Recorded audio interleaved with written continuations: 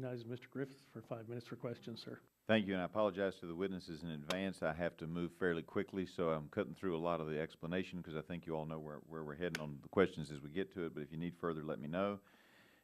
Ms. Foreman, your testimony notes that questions about medical device tax should be directed to the IRS, but clearly they're going to need help in figuring out what is a medical device or what you are regulating as a medical device if it's the purpose of it and not the platform.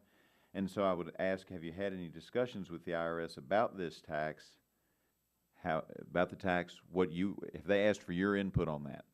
We provided technical input to the IRS on the interpretations of our laws.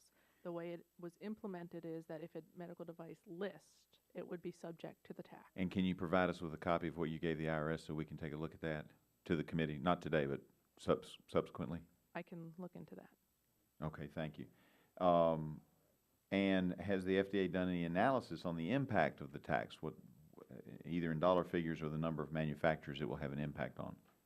FDA is a public health agency. We are not involved in the taxation. We receive no direct benefits. In regard to the questions the list of examples that Mr. Waxman listed out, while the FDA does not currently have any plans, do you believe that the FDA could, if it so chose to do so, regulate those examples down the road if it had a change of heart? So if the device meets the definition of a device as defined in the Food, Drug, and Cosmetic Act, we could. We have no intent to. The only thing that would change our mind is if there was a strong safety signal that we became aware of a device that we were not regulating appropriately under enforcement discretion by not regulating it. That would cause us to reconsider our position. But absent strong safety signals, no, we would not change our mind.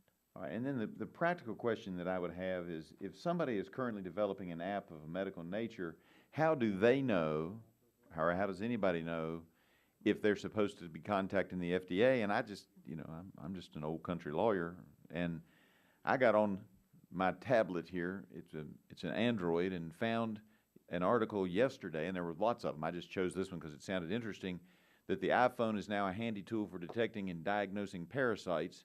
And the article says, using little more than an iPhone, strips of double-sided tape, a cheap ball lens, and a battery-powered flashlight, a workable model was assembled to determine whether or not a child had parasites. Y'all regulating that or not?